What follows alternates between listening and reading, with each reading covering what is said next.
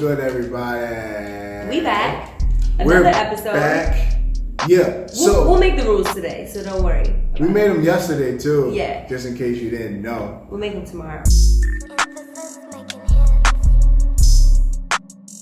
Yeah, we're gonna be talking about changing your mind. Yes. And how to.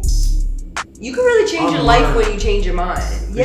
For sure. Unlearn it. It's like unlearn to relearn. Yeah. And some things you gotta keep and develop them more, but some things you could let go. For sure. Learn a new skill. Sometimes, a lot of things you gotta let go.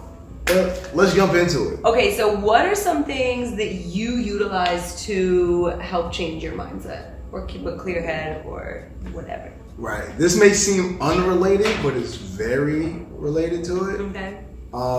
Changing your diet. Mm-hmm. Like when you were young, they used to say you are what you eat. Mm-hmm. I'm like, what the hell does that even mean? But what you're eating really influences how you think. You know what I'm saying? If you're eating a lot of manufactured and things made in a factory. Yeah. You know what I'm saying? Things that don't grow in the earth, basically. It comes out of a box. Right. It changes your perception of things if you constantly eat fast food. So, think about that. It's harder to think clearly in those situations because you got a cloudy head, because you're on a sugar crash or a sugar high or whatever it is for the time of day. Right. I found when I was eating a lot of fast foods and things I was usually in a darker place, you know what I'm saying? And as I started to, accrue more success, my definition of success, I was eating differently. And especially with you cooking all the delicious things that you cook. And most often than not, it's fresh food. Yeah. It's mostly fresh food. It's from Mother Nature. So you elevate your diet to elevate your mind. Yeah. Yes. Yeah. And that's key thinking number one. I did a day just every Fridays I might fast. No, every Fridays I do fast. And, my thoughts got clearer and I was able to control my mind and my body and certain impulses that were kind of just negative in the way I thought. At first, I didn't think that shit was real. I was just like, yeah, whatever. How you think is how you think, but it's very real. So I would say change your diet. Yes, okay. So I think another part of trying to change your mindset or trying to enlighten yourself to a new level of thinking is to have a focus. I feel like that's a real main part of it, where it's you have to have something in mind that you are focusing on or a goal that you're working towards. It allows you to kind of clear all the rest of the mess out of your head, it allows you to have a sense of clarity, the same way that eating well can give you clarity. It clears the cloudiness out of your mind. Having focus gives you clarity, because if you start to get off track, you're able to say, no, my mindset is shifted towards this. Tunnel vision. This is what I'm paying attention to. Yeah, exactly. Yep. And when you have that priority set in your mind, your mindset is on that thing, it allows you to not hear as much of the riffraff, kind of. That's what I find, at least with myself. If I'm really super focused on something, I'm able to kind of let other pieces that aren't serving that goal fall by the wayside. Right. And I think that's just really with anything in life. I feel like I tell all the world ninjas this, just focus on what you want, and the world kind of just moves out of your way. Up. Yeah. You know what I'm saying? It's true. It just phew. Yeah. Tunnel vision. Somebody's chatting over here. This person is doing this. It doesn't even matter. Right. And it'll be dealt with accordingly. But your focus right here. So that's all that matters. And that's all. That's the biggest thing in changing your mind. You know what I'm saying? Is tunnel vision. Yeah. That consistency and being clear headed and that. Right. I feel like another important piece too is to establish your own community and the people that you put yourself around and in front of. That is another important. Because you toxic people bring toxic mindsets, and a toxic mindset isn't going to allow your mindset to flourish. It will be something that's always trying to apply its toxicity to you. For sure. And so making sure that you're around the right people that are focused on their own flourishing while you're focused on flourishing your own mindset, all of that will foster growth amongst everybody that's involved, facts. you know? That's facts. It's kind of like the mastermind concept that people like Napoleon Hill talk about, but it's like being around like-minded individuals enhances that like-mindedness.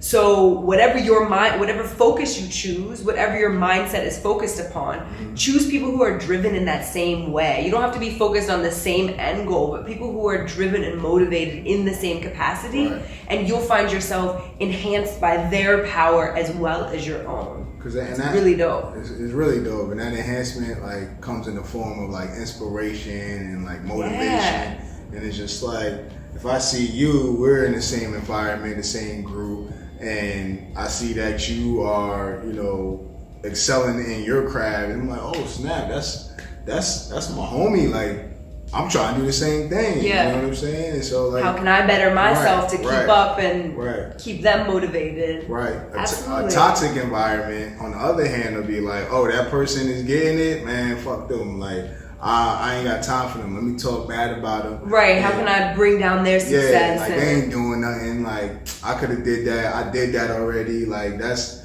you know, and it's helpful to identify these cues because a lot of times we be in these situations and you know, like you don't know if it's toxic or not. Or birds of a feather flock together. So you make sure that your birds are positive. Yeah. Well, it really is like one of my favorite concepts, which is being creative instead of competitive. Right. It's like, do you want to be in a community of peers who are competing with each other, or do you want to be amongst people who are creating and bigging each other up, you know? Right. Do you want to be somewhere where people tear each other down, or do you want to be somewhere where you guys are inspiring and uplifting each other? Right. I also think that like competition is good as well as like if it's like healthy, friendly competition. Healthy competition. Yeah. I should clarify that because it's a competitive atmosphere where comparisons are made for the purpose of being hurtful and tearing someone else down. Trying to one up somebody. Exactly. Right. Whereas you could be competitive that inspires like a natural spirit of both of you doing better. Right. That's great. But if you're being competitive to try to see someone else do badly because you might not feel great about yourself right now, that sucks. Yeah, you're right. Toxic. Facts. Okay.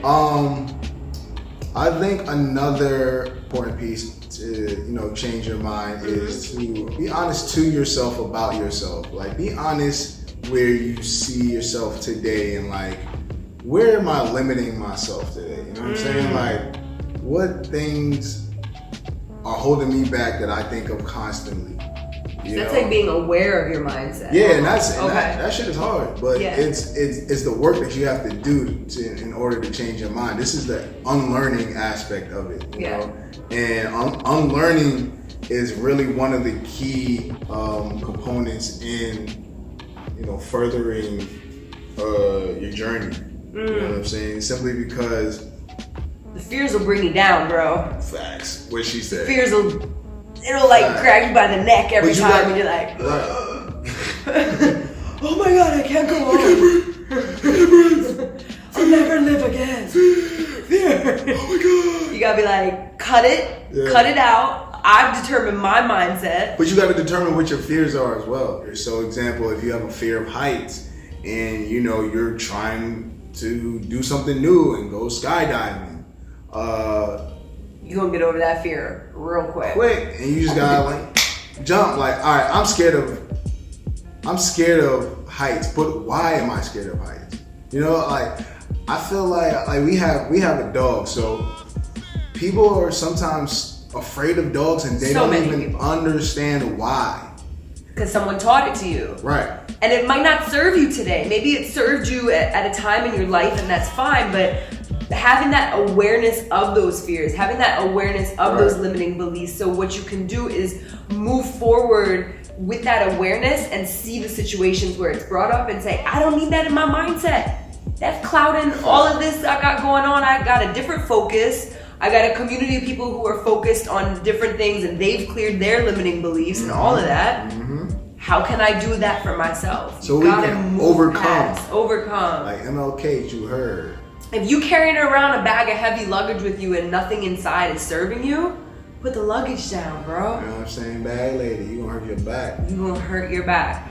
And that's why I said at the beginning of this video, these ideas are really, they're really simple in nature. However, they take practice to implement, because you could say to somebody, clear your fears, you don't need them. And then when you find yourself standing at the edge of that airplane, that fear is mad real. And that has to take, sometimes it takes years to overcome it. But For sure. As long as you're doing the work, You working. you're straight. You know what I'm saying? You'll get a little better every single time. And that goes to the last one. Like, be realistic about how you feel. It's like, we can sit here and be like, you know, overcoming your fears, unlearn everything. But you know, if you feel like you got some trauma behind that, and it's just like, and your fears are very like real, but you still want to overcome them, you know, like break it down. Figure out how to go to work and implementing it. Work it. How do you actually clear it?